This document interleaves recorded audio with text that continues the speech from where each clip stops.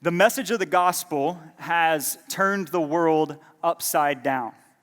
The message of the gospel has turned the world upside down. If you are reading along with us in our Year of the Bible reading plan that we've been going through now pretty much over the course of the last 8 months as a church, we just finished reading the book of Acts a couple of weeks ago. And there's this story in the book of Acts that happens as Paul and his missionary team, Paul being one of the most influential people in the history of the world. People who are not Christian cannot deny that. Christian or not Christian, Paul is one of the most influential people in the history of the world. He's traveling around the known world at the time, all around the Mediterranean, and he's planting churches, and he's raising up disciples of Jesus, and then he's sending them out to go do the same things in other places. And word evidently has spread about Paul and this missionary team that he's traveling with, because whenever they get to the ancient city called Thessalonica, word has gotten there before Paul and his missionary team got there. And here's what people say whenever Paul and his missionary team show up in Thessalonica. This is Acts chapter 17, verse 6. They say, "These men who have turned the world upside down have come here also." Isn't that a crazy statement that this man and his missionary team and the message that they brought with them in the eyes of a non-believing world had turned their world upside down? So you need to know today that you live in a world that has been turned upside down by the message of the gospel, even as that world that's been turned upside down by the message of the gospel tries to reject the gospel that's turned it upside down. Are you with me? The message of the gospel has turned the world upside down. And if you don't believe me about that, just think about these things for just a second. Like, if you believe as a 21st century Western American secular person, if you believe that the body and the material world are good, if you believe that they're worthy of improving, that improving them is a good thing, if you believe that history is progressing, if you believe that science is possible, if you believe that human choices matter, that individuals are important, that emotions are good, you need to know that all of those have roots in the revolution that Christianity introduced into the world. Those ideas did not exist before the message of the gospel turned the world upside down. And if you still are not on board with me there, I'm going to bring in some backup. So there's a secular historian named Tom Holland. Not that Tom Holland, not Spider-Man, Zendaya, Tom Holland.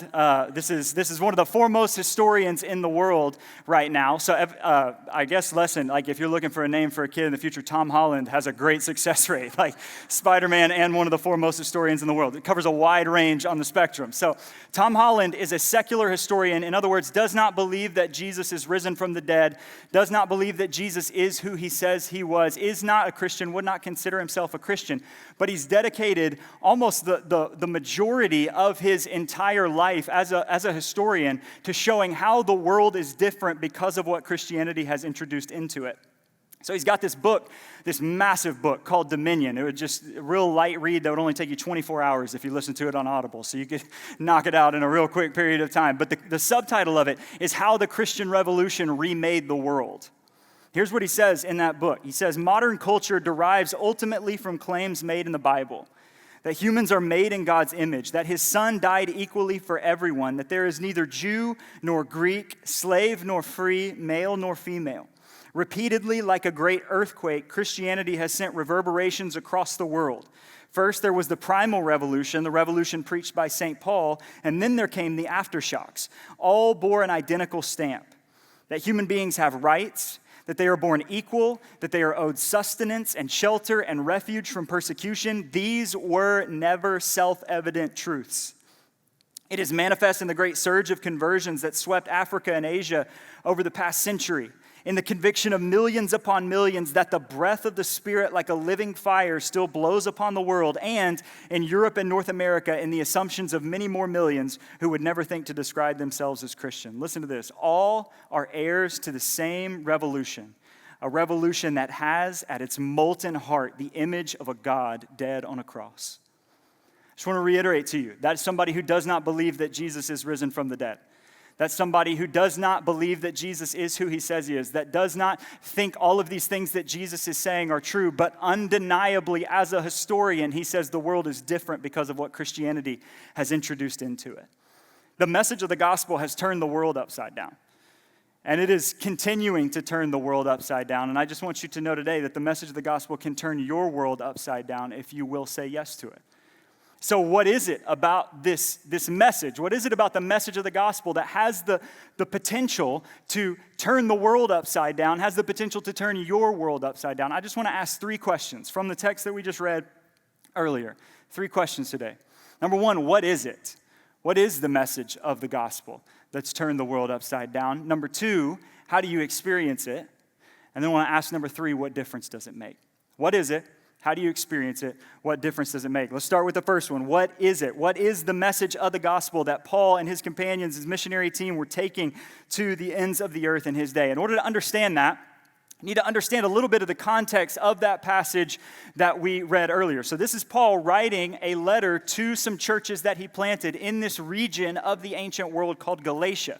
But he's reflecting to them about an experience that he had whenever he was leading in a different church, in a church called Antioch, that kind of was the hub of Christianity in the ancient world after it transferred from Jerusalem. So Paul's leading in the church at Antioch. Gentiles are coming to know Jesus by faith alone, not by obedience to the Old Testament law. And people are coming to know Jesus in these massive numbers. And so what happens is that Jewish Christians, both in Jerusalem and all throughout the world, start to hear that Gentiles, non-Jews, are coming to know Jesus for the first time. And there's this group that rises up within that group of Jewish Christians. There's a group called the Judaizers, or according to what Paul says here in this text, a group called the Circumcision Party, which if you're like, that sounds like a party that I do not want to go to or be a part of, I understand, I'm with you. But the reason that they are called the Circumcision Party is that what they were saying, the concern that they had as these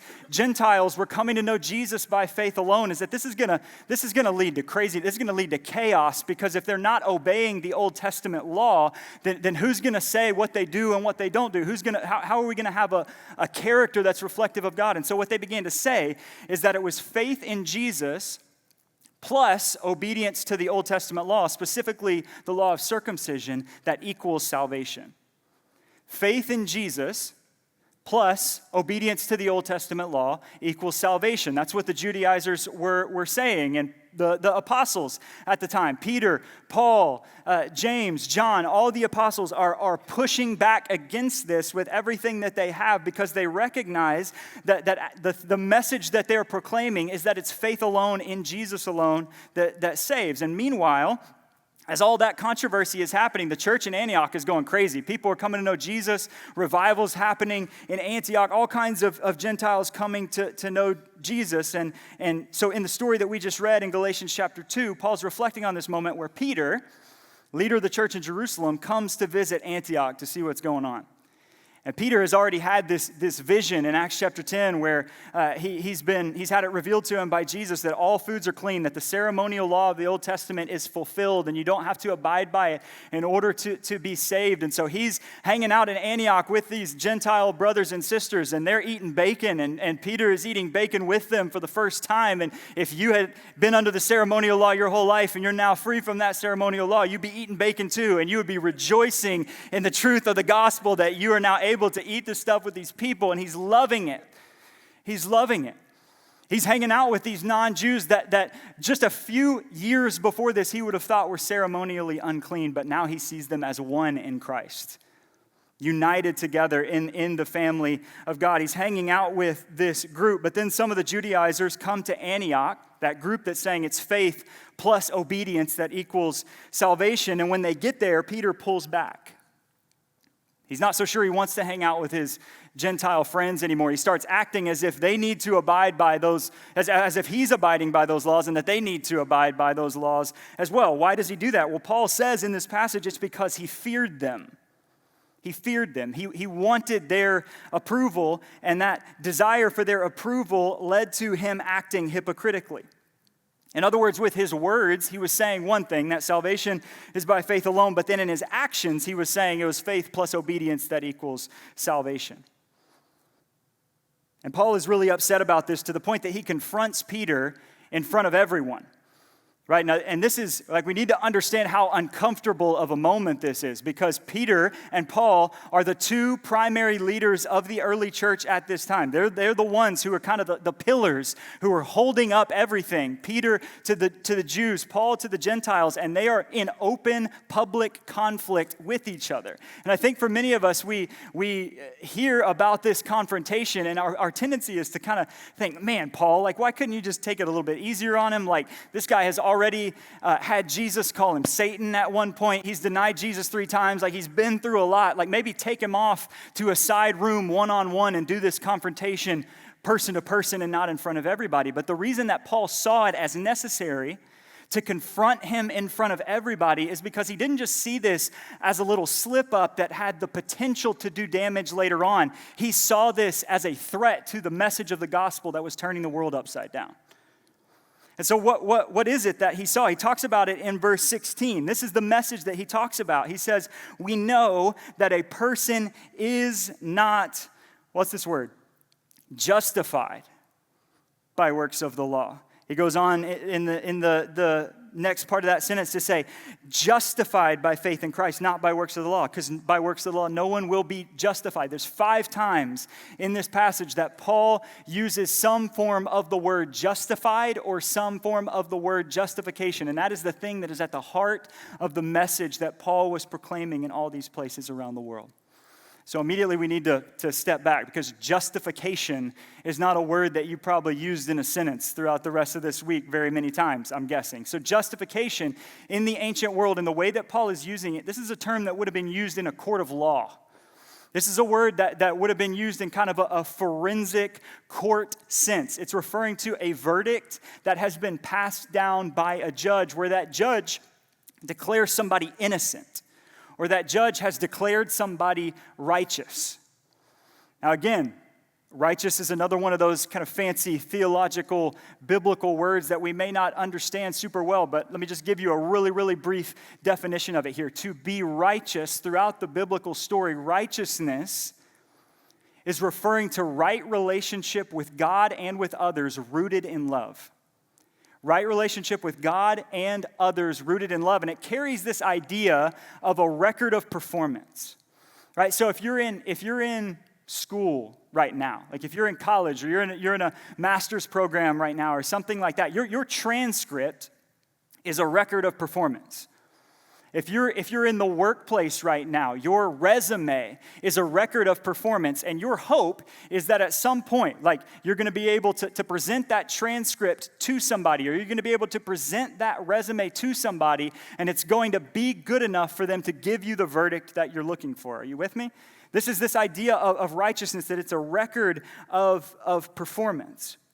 And everybody, I just want to point this out, whether secular or religious, whether you're Christian or whether you're non-Christian, our default way of living is to work really, really hard to put together a record of performance that we can then give to somebody and hope that that person is going to give us a verdict of acceptance. And then we base our identity on that verdict that somebody gives us. This is the way that we do things. It could be school or a job or spouse or friends or God, whatever it is that we find most important. We are all working hard to put together a record of performance and hoping that it leads to us getting the verdict that we want. So here's the question: how do you experience that justification that Paul says is at the heart of the gospel? That Paul says is at the heart of the message that's turning the world upside down. Before we get to what the Bible says about how you experience that, I just want to ask you, in your experience, in your life, how do you seek to get the verdict that you're looking for? What do you do? What do you seek? What are you going after? What are you trying to perform in order to get the verdict that you're looking for? I just want to say it again. I already said it just a second ago. All of us, apart from Jesus, all of us are working to put together a record of performance that we give to whoever is most important to us and whatever is most important to us, whether it's God, whether it's our spouse, whether it's a relationship that we want to be in, whether it's a job or a school that we want to be a part of. We're all working really, really hard to try to put together a record of performance. I was thinking about this past week. I thought about a quote that I had heard from Madonna, one of the best-selling female artists of all time, someone you probably did not plan on hearing from at church today. She said in an interview with Vogue, let me read this for us. She said this in an interview with Vogue: "I have an iron will, and all of my will has always been to conquer some horrible feeling of inadequacy. I push past one spell of it and discover myself as a special human being. And then I get to another stage and I think I'm mediocre and uninteresting. My drive in life is from this horrible fear of being mediocre, and that's always pushing me, always pushing me." She goes on to say, "Because even though I've become somebody, I still have to prove. I still have to justify the fact that I'm somebody. My struggle has never ended, and it probably never will." Another example of this that I thought of this past week is from the movie Chariots of Fire. If you're not familiar with the movie Chariots of Fire, Academy Award-winning movie. It came out in the 80s, so you can take that for whatever it's worth. I know that's a long, long time ago. Came out a long time ago, but you've got this, it's where, if you're not familiar with it, it's scene where guys are running down the beach, and it's like, da, da, da, da, da. That's where that music comes from, okay? So you can go watch it if you haven't seen it before. It's a movie about a guy named Eric Liddell. Eric Liddell's a fascinating person, by the way. He's a Christian. He was an Olympic athlete. He ran track in the Olympics in the 1920s for England. He is just one of the greatest athletes in the world at the time, but because he's a Christian, he actually withdraws from an event that was happening on the Sabbath because he takes his Christian conviction so seriously, ends up moving to China and giving his life as a missionary in China. Fascinating guy. Chariots of Fire is about him. But he's got a rival in that movie named Harold Abrahams. Harold Abrahams is on the same team as him, but they're rivals when it comes to trying to win the gold medal. And somebody asks his teammate, his rival, Harold Abrahams, like, you're working like relentlessly, like, have you ever experienced contentment before? And here's what he says. He says, "Contentment. I'm 24 and I've never known it. I'm forever in pursuit and I don't even know what it is I'm chasing. I'll raise my eyes, look down that corridor," talking about the track that he's running down, 4 feet wide with 10 lonely seconds to justify my whole existence. Isn't that interesting? He uses the word justify. To put together, through my performance on the track, a record of performance that's going to lead to me being accepted by whoever it is. By the crowd, by my country, by people all around the world, to justify my existence. And that phrase might feel a little bit intense, but if you could just be honest with yourself for a minute, you're doing the exact same thing. We're all doing that exact same thing. And the Bible has a name for that. It's called legalism. It's called legalism. Let me be clear about what legalism is for a minute, because I hear this word thrown around a lot. Having wisdom about what you do and don't do is not legalism. Staying away from things that are harmful for you or could cause someone else to stumble is not legalism.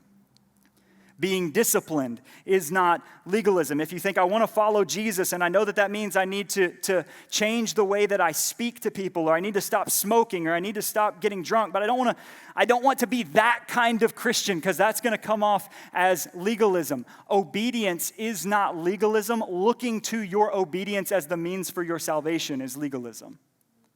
And this is a really, really important distinction in Scripture. This is a real thing with a real definition. It's what the circumcision party in Galatians chapter 2 was teaching, and it's what Peter and Barnabas fell into, this trap that they fell into, where your acceptance is based on your performance. Your acceptance is based on your performance. There's a religious version of this where if I obey God, if I obey the rules, if I try my best really, really hard to obey what the Bible says, then I'll be accepted. But there's also a secular version of this. And I think this is really, really important for us to point out. There's a secular version of this where if I can just do the right things, not necessarily based on God's standards, but based on the standards of this group that I want to be a part of, based on the standards of this school that I want to get into, based on the standards of this job that I think I really need, if I can just do the right things based on the standards of those people, then I'll eventually have a record of performance that says I can be accepted. We're all hardwired to work for a verdict, and then to base our identity on that verdict that we get. Maybe it's your job, maybe it's your grades, maybe it's a relationship, maybe it's your spouse, maybe it's your kids, maybe it's your friends. You're doing those things, trying to perform in those areas so that you can get the verdict of good and valuable and important. And when you live that way, here's what I want you to understand. The world is a courtroom, and every single day you're on trial. If you live to get a verdict from someone else, the world is a courtroom, and every single day that you step into that world, you are on trial, and you have to prove that you're worthy. You have to prove that you're good enough. You have to prove that you're important enough. Some days you're killing it, and other days you're not. On the days when you're killing it, the verdict is worthy, good, valuable, accepted, important. And on the days when you're not killing it, the verdict is unworthy, bad, unvaluable, rejected, and unimportant. Do you see how shaky of a place this is to find our identity?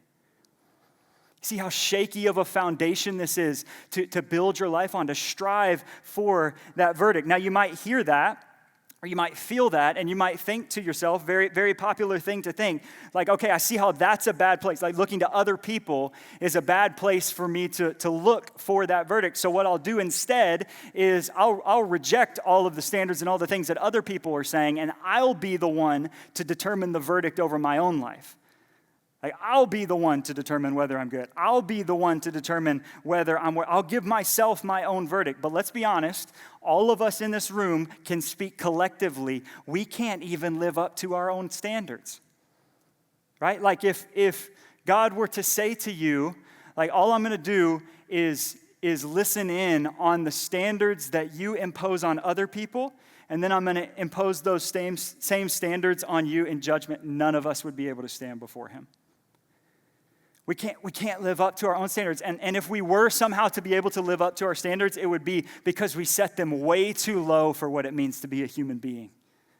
You were made to reflect the image of God, and anything less than that is not what God has for you. It would be because we set our standard way too low. My point is that we're all looking for a verdict. Some of us are looking to other people. Some of us are looking to ourselves and our own verdict. But both of those are a shaky place to find our identity because both of those leave us in the courtroom. They both leave us in the courtroom. And when you're living in the courtroom, it leads to two things that you see in this passage. The first thing that it leads to is fear. Did you notice as we read the passage earlier that the thing that Paul identifies as the reason for why Peter pulls back from hanging out with the Gentiles is that he fell into fear. He feared this group. He feared these people. He wanted their approval. And I think we can step back for a minute and ask the question, is it any wonder that we live in the most anxious generation documented in the history of the world? Is it any wonder that we're fearful? Is it any wonder that we're overcome with anxiety because all of us are constantly striving to get a verdict from other people and having to live up to that standard that other people are imposing us? All that you have to look to, if your justification doesn't come from God, is either your approval of yourself, which is, we can be honest, always going to turn us into somebody who's self-centered and unloving, or other people's approval of you, which is inevitably going to make you anxious and fearful. And that's what happened to Peter in this text. That's what happened to Peter in this story. It's really, really interesting. It's like Peter forgets that message of justification, forgets that God is the one who justifies. And so what he starts having to do is looking to this group of Judaizers, this circumcision party, for his verdict. He starts fearing them and looking to them to be the ones to give the verdict that he's looking for, and that leads him and it leads us to hypocrisy. This word translated hypocrisy, that he acted hypocritically, is the Greek word that's used to describe an actor on a stage wearing a mask. In other words, whenever you are looking to people for your verdict, whenever you're looking to other people for their approval or for their verdict over your life, your entire life becomes a performance.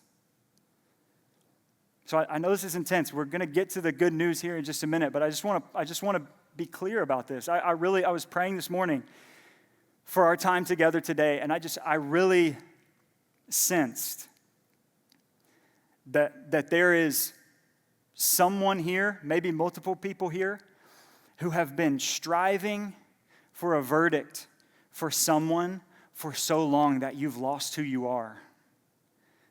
There's a phrase that a sports writer named J. Wright Thompson uses. He says, the mask eats the face. If you wear a mask long enough, you actually start to become that thing or to think that you are that thing. And I just want you to know today, God has more for you. God has more for you than living in fear, than living in hypocrisy, saying you believe one thing and living another. If you do that, you can say that you believe one thing, but then you adapt it to the group that you're with in the moment. So here's the question.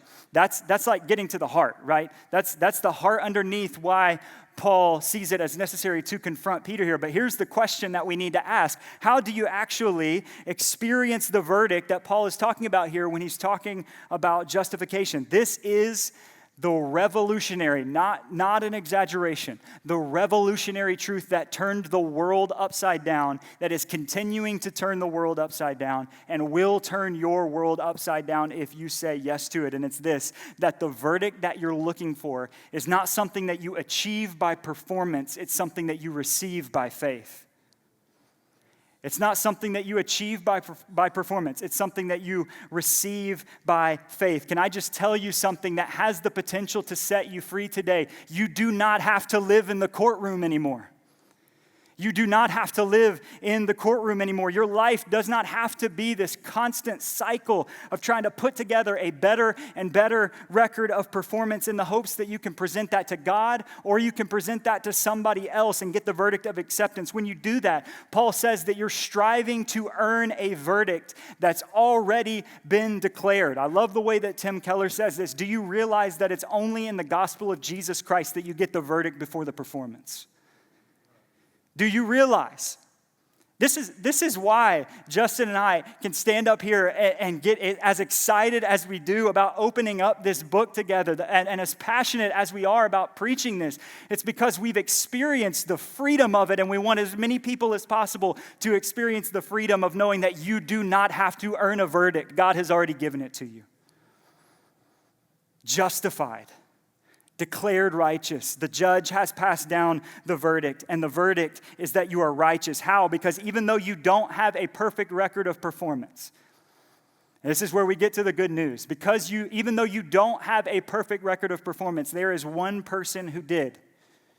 There is one person who lived in right relationship with God and who lived in right relationship with others at every single point of his life. His life was one rooted in love for God and love for other people. His name is Jesus. He's the hero of the story. He's the one that we talk about and celebrate every single week. And rather than making you suffer under the weight of your unrighteousness, Jesus suffered under the weight of it for you. And now all of his righteousness, all of his perfect performance record gets credited to your account. This is what theologians call the great exchange. Paul talks about it in 2 Corinthians 5:21, that he became sin, who knew no sin, so that in him we might become the righteousness of God. In other words, Jesus got the guilty verdict that you and I deserve so that we could get the righteous verdict that ultimately only he deserved. And now all of his righteousness, all of his perfect performance record has been credited to your account.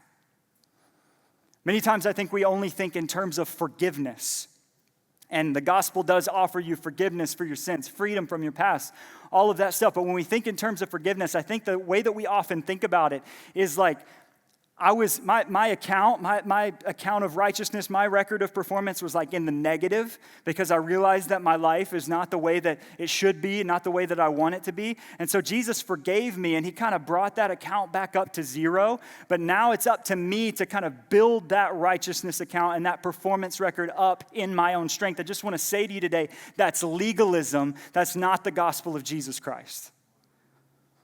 The gospel of Jesus Christ is not just that Jesus brought your account back up to zero, it's that he filled it with his righteousness. So that now when God sees you, he does not see all of the imperfections. He does not see all the ways that you failed him. You are united with Christ, which means when he looks at you, he sees Jesus' perfect performance for you. That will turn your world upside down. That is the message that has turned the world upside down. This is not... When we say it this way, when we try to build up our account on our own, that doesn't have the power to set you free because you will always only be doing as good as you're doing in the moment. And I think that God has more for you in your Christian life than always only doing as good as you're doing. Does that make sense? I wake up one day, things are going great. I feel like my relationship with God is good. Things wake up the next day, not as good, and I feel like maybe my relationship with God is in jeopardy. I think there's an assurance that comes, and a freedom, and a security that comes when you realize it is not up to you to build that account back up for yourself, but that Jesus has already filled it for you. And the beauty of this is that what Jesus is calling you to do in response is not to achieve something by your performance, but to just receive his righteousness and his verdict by faith. If you could build up your righteousness account in your own strength and in your own flesh, what Paul says in verse 21 is that Jesus' death was pointless. That's a strong statement. He says, verse 21, I do not nullify the grace of God, for if righteousness were through the law, then Christ died for no purpose. If I get my verdict before God or before other people by working really hard to get a good performance record together that I can present to them, and that's what I'm looking to for my justification, what I'm saying is that Jesus' death had no purpose, that it was pointless. It empties the cross of its power. It's like if my house were burning down and all of my family were to get out. All of my family is out. All four of us are standing outside. But then out of nowhere, I get this idea to run back into the house as if I'm about to save somebody. You would look at me and you would say, what a pointless thing to do, right? Because they were already safe. They already made it out. What a pointless thing to do. But if we get outside from the flames and realize that there's still somebody in there who has no ability to help themselves, and I run back into that house to save them, you would say, now that's love.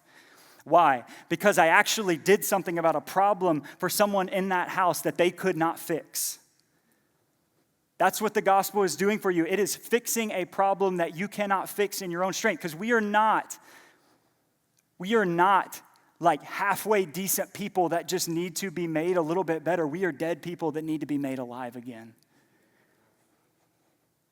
And that's what Jesus has done through his death on the cross. He's offered that invitation to you and invites you now to receive it by faith and to give up on a life of achieving this record of performance that you think might lead to your acceptance before him. I transfer my trust to just as clearly as possible answer that question. How do I experience it? How do I experience that justification? I transfer my trust from my record of performance, from any other verdict that I might be listening to and looking for, to Jesus' record of performance and to what he's done for me. As clearly as I know how to say it. Just like you are sitting in that chair right now. You're putting your trust that thing is going to hold you up. And so I'm getting out of the chair of my own righteousness. I'm getting out of the chair of my own performance record and putting my full weight on the fact that my justification, my verdict before God comes not from my performance, but from Jesus's. So last question, what difference does it make? What difference does it make? The short answer to that question is it makes all the difference in the world, and you know this if you've experienced it. It makes all the difference in the world. I could sit here for the rest of the afternoon and tell you about all the implications of the things that this means for you. I could talk to you about how justification by faith alone, through grace alone, that we get this verdict through faith, how that is ultimately the only real means that leads to unity in the midst of diversity in the world. That like the love that you want to have for the people around you, the love that you want to have for the people in this world, this frees you to be able to love people without having to idolize them. Frees you to be able to love people without having to look to them for your verdict. There are all kinds of implications, but the one that I want to just point out to you today, because the one that feels so relevant for us in the world that we're living in, is it completely changes the way that you think about identity. It completely changes the way that you think about who you are. Look at how Paul says it in verse 20. Maybe you've heard this verse before if you grew up around church. I love the way that this summarizes the whole message of this passage together. I have been crucified with Christ. It is no longer I who live, but Christ who lives in me. And the life I now live in the flesh, I live by faith in the Son of God who loved me and gave himself for me. In other words, what Paul is saying In response to what Peter had done, in response to Peter and Barnabas and others at the beginning of the story, looking for their verdict from other people and pulling back from their fellowship with these Gentile brothers and sisters. In response to that, Paul says, listen, here's what my identity is so wrapped up in Jesus. My identity is wrapped up in the fact that I have been crucified with Christ. So if you're thinking to yourself like, well, if I'm justified by faith, does that mean that I just get to live however I want? If God gives me the verdict of being declared righteous, does that just mean that now I get to live however I want to live? Paul says his answer to that question is actually when you trusted in Jesus, what happens is the old you is crucified with him. That the old you is not here anymore. You've been made new. And not only has the old you died with Jesus, gone into the grave with Jesus, but he has, with his resurrection, raised you to walk in a completely new way of life. Now he lives in you to empower you to do the things that he's called you to do. And the way that you access that power, Paul says, is by coming back to where you started. How do I live in relationship with Jesus? I just live by faith. I live by faith in the Son of God. That's Jesus. I live every single day the same way that I started. I come back over and over and over again to the reality that my identity is determined by the verdict that he has given me. That no matter what happens today, no matter who rejects me today, no matter whether I get the job or don't get the job, get into the school or don't get into the school, that my identity is wrapped up in a historical fact, in a historical event in Jesus' death and resurrection. And every single day, I'm living by faith. I'm making choices by faith. I'm believing by faith that I really am declared righteous before him, that I really am accepted by God in the midst of all of the things that I have going on in my life, that he really does love me and that he really did give himself for me. Every single day, I wake up. Every single day, regardless of what happened the day before, and I walk into a verdict of righteous, accepted, loved by God. And just in case you are tempted to think, because I've got a microphone on and I get paid to do this on a regular basis, that this is easy for me. We didn't think that. It's okay. Just a few months ago, not that long ago, I had two very different days, almost consecutively. And many of you, if you've been trying to follow Jesus for very long, you are going to understand what I'm talking about. Like I had a day, first day, where I woke up early. I like to wake up early because it's the only time where there's really any moments of quiet in my day. So I woke up early. It was one of those days where I woke up before my alarm, jumped out of bed, felt really good, went and poured some coffee, opened up my Bible, sat down at the kitchen table, prayed, communed with the living God. It's an incredible experience. I feel like God is speaking to me.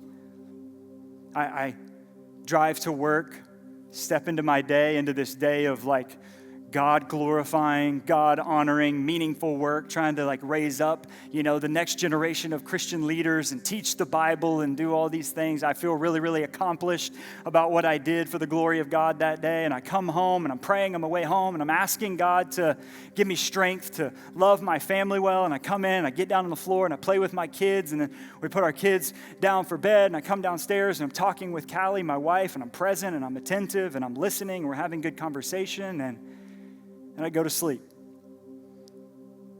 The next day I wake up, and I did not sleep good the night before. So I wake up and I'm tired.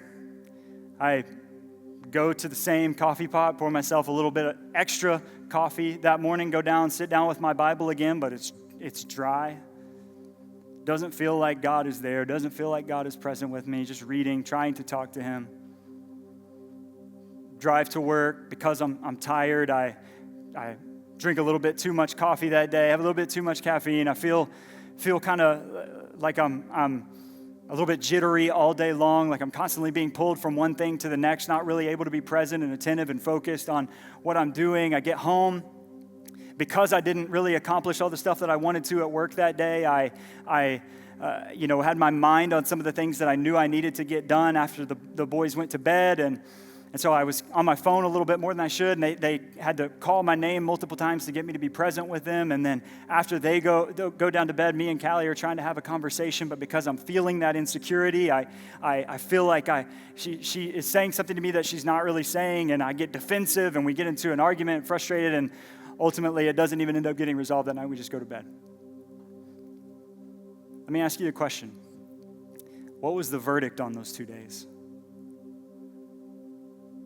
First day, like friendship with God, like all these cool things happening. What was the verdict? Justified, accepted, loved. Verdict on day 2, things are not going well. I feel like I screwed up a lot. I feel like I said some things that I didn't want to say, did some things that I didn't want to do. You know what the verdict was on that day? Justified, accepted, loved. And when you live that way, it doesn't excuse the wrong things that you do, but you know what you get to do when you realize that you've done some wrong things? You get to come back to the beginning. And you get to come back into the presence of the Father, because you don't get to come before God because of what you've done anyway, but you come in based on what Jesus has done. And you come in and say, God, because of what Jesus has done, because of his shed blood, what we sang about earlier, because of his death on the cross, because he loved me and he gave himself for me, I confess these things to you, and I thank you that nothing has changed in our relationship. That's what it means to be justified. And here's the thing. I think for Paul, the reason that he was able to go to the ends of the earth, the reason that he was able to withstand the temptation of the world, the reason that he kept from slipping back into legalism and fear and hypocrisy, is because that song of God's justification, of his verdict, of his love, and of his acceptance was the song that was playing in the background of every single part of his life.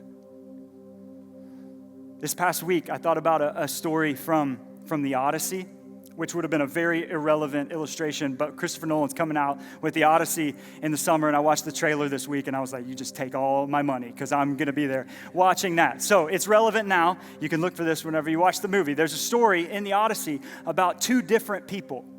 One of them is named Odysseus, and one of them is named Jason. Both of them are coming home from the Trojan War, and both of them know that on their way home from the Trojan War, they're going to pass this island where there's these creatures called sirens. Sirens are kind of these half-bird, half-women creatures that sing these beautiful songs. And they lure and entice the sailors over with the beauty of their songs, and then when the sailors get there, they crash, and the sirens feed on them. So Odysseus knows that that's coming. And his strategy, his response, is to say, all right, boys, here's what we're going to do. I want you to take this wax and I want you to stuff it in your ears, like this earplugs, essentially. And I want you to wrap some stuff around your head so that nothing can get those earplugs out, because you're going to want to hear the song. You're going to want to hear the song. I want you to stuff this wax in your ears, and then I want you to tie me to the mast. That song is so beautiful that I want to hear what the song is like, but I know I'm going to be tempted to go over to it. So tie me to the mast so that I'm not tempted to direct you over. And then I want you to just row as hard as you possibly can. And they make it past, but I'm telling you, on the other side of making it past the sirens, every single person is so burned out and exhausted that they don't want to continue the journey. And for many of us, that's how we think about what it means to follow Jesus, is I want to sin really bad, and all that stuff is still over there, and it's easy to slip back into looking to other people for my verdict, but tie me to the mast and row as hard as you possibly can so we can make it past the song. Jason has a different strategy. What Jason does is he says, here's what I'm going to do. I'm going to hire the greatest musician in the entire world. And I'm going to have that musician on the boat with me. His name's Orpheus. And when we start getting close to those sirens, I'm going to tell Orpheus to start playing. And so as they get close to the island, the song of the sirens starts to flare up. And Jason tells him, okay, Orpheus, it's your time. Play the song. And the song is so beautiful The song that Orpheus plays is so beautiful that it drowns out the song of the sirens, and they're not even tempted to go over to it. And so here's what I want to tell you today. The way that you live the Christian life according to what Paul is saying here, the way that you don't slip back into finding your verdict in what other people say about you, the way that you avoid the sin that God is calling you to avoid and leave behind the things he's calling you to leave behind, is not by tying yourself to the mast and rowing as hard as you can. It's by playing a more beautiful song. And the more beautiful song is the song of God's acceptance for you in Jesus. That the verdict has already been declared. And so every single morning you wake up, regardless of what happened the day before, and you come before God and you remind yourself of the verdict. Because we know from this passage, it's not just somebody who doesn't believe in Jesus that struggles with this. This is Peter that we're talking about. We can easily slip away from looking to Jesus for our verdict and fall into the fear and into the hypocrisy of looking to others for it. And so I want us to respond here for just a moment. I want to invite you to bow your heads and close your eyes with me.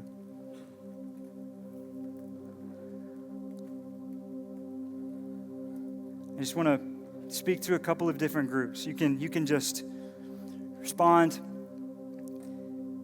before God, do work with God right now, but I want to speak to a couple of different groups and just give you an opportunity to reflect on what we've talked about today. If you've been striving for a verdict, because I'm talking about living in that fears, I'm talking about looking to other places for that verdict and the fear and the hypocrisy that creates, trying to put together this record of performance, whether it's for God or whether it's for other people, and the burden that is. If you felt that as I was talking about it, you know it all too well, and you've never trusted in Jesus, but you want to trust in him today and receive this gift of salvation, receive that verdict that God has for you, this new identity that he wants to give you. I just want to invite you right now, with just heads bowed and eyes closed, would you just raise your hand? Is there anybody who wants to receive that? Thank you.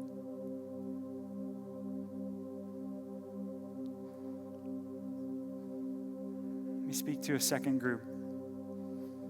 If you consider yourself a Christian, but you've done what Peter did, you've forgotten that verdict and living in fear, trying to earn that verdict from other people, from other places, and you've felt the weight of that today, and you want to get some freedom from it today, would you just raise your hand? Anybody who would say they feel that? Thank you. Here's what I want to invite you to do. Spend a few minutes just worshiping in response to what we've heard. If you would say, like you're not a Christian and you want to trust in Jesus today, if that's you, me and Justin are going to be in the back. We would love to talk to you about that. If you raise your hand there, come talk to us. If you're a part of that second group, though, what I want to encourage you to do is to use this next song that we're going to sing together as an opportunity to come to this altar and to lay down whatever it is that may be the thing, the place, the people that you're looking to for that verdict. Come and lay that down at the feet of Jesus and just receive by faith the fact that because of what Jesus has done, he says, you're loved, you're accepted, declared right before him. The verdict is in. And you can get out of the courtroom today, whether it's for the first time or whether it's just in a fresh way that you haven't experienced in a long time.